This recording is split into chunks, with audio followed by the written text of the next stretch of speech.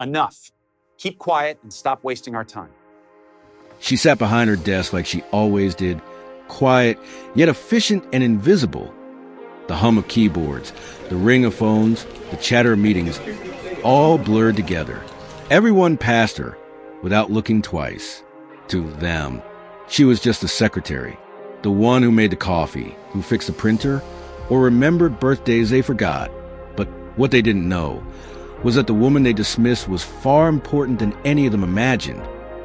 Have you ever been overlooked or felt undervalued? Then this story is for you.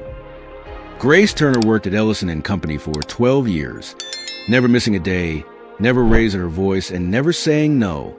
She knew everyone's schedules by heart.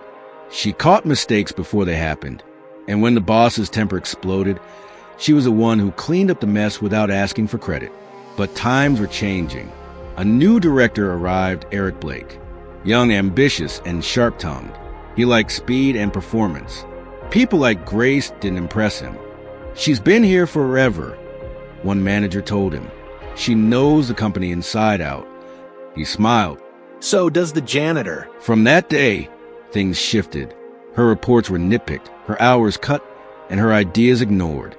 When she spoke up in meetings, he interrupted with a smirk. Grace, let's stick to scheduling, yeah? Leave strategy to those who get paid for it. The room laughed, but she didn't. She just lowered her eyes and kept taking notes. Then came the day everything snapped.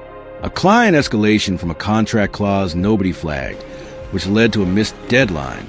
And though she'd warned them weeks ago, no one had listened.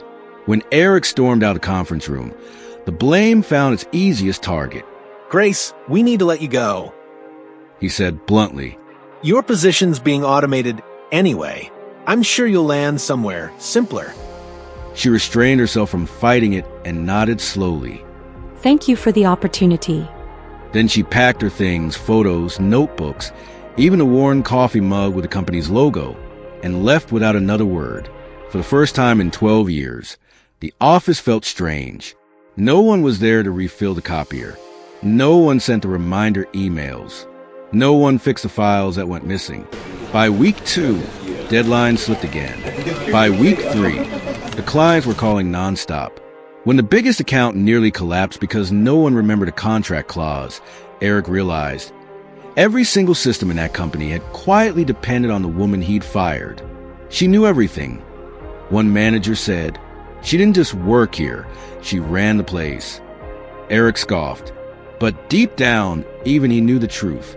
They just never listened. A month later, Ellison & Company was barely holding itself together. Morale was gone and the board was furious. Then, one morning, Eric's assistant burst into his office. You're not going to believe this. Our biggest client, Whitestone Industries, just signed with a new firm, Turner Consulting. That afternoon, an email arrived, direct and anonymous. No signature and no name. To Ellison & Co. leadership, we will be visiting tomorrow to finalize Whitestone's transition. Please prepare for a meeting at 10 a.m. Turner Consulting. The lack of a sender name felt odd at first, but no one could have guessed the truth. If you've ever been underestimated or taken for granted, let us know in the comments. Your story deserves to be heard. The next morning, when she walked through the glass doors, everything stopped. Conversations died mid-sentence. People stared. She wasn't in her secretary's cardigan anymore. She wore a tailored suit, her hair neatly pinned, eyes calm and unshakable. The woman they dismissed looked like someone they should have never ignored. Eric came out of his office with his face pale. Good morning. Grace smiled politely. Good morning, Mr. Blake. I believe you were expecting us. She turned slightly but confidently. Behind her stood a small team of professionals, standing composed. The assistant gasped as realization dawned across her face. Eric swallowed hard. You're from Turner Consulting? Grace looked at him, gently and not unkindly. I am Turner Consulting. I run operations there. Silence fell as the realization spread. She hadn't just found another job. She'd built her own legacy. She'd turned every overlooked skill, every late night, and every ignored idea into something they could never take from her again. Eric tried to salvage a response. You're here to take Whitestone from us. He said, but it sounded like an accusation and a plea all at once. Grace nodded. Business is business. I just wanted to deliver the news personally. And to thank you. You showed me that sometimes the only way to be seen is to stop standing behind someone else's desk. She turned to leave, her heels clicking across the marble. The same sound that once marked her quiet arrival each morning, now a rhythm of triumph. By the time the doors closed behind her, everyone in the office knew they'd just watched a power shift that couldn't be undone. We live in a world that praises confidence but forgets where real strength begins. In patience, in endurance, in the quiet collection of lessons no one notices until it's too late. Grace didn't seek revenge.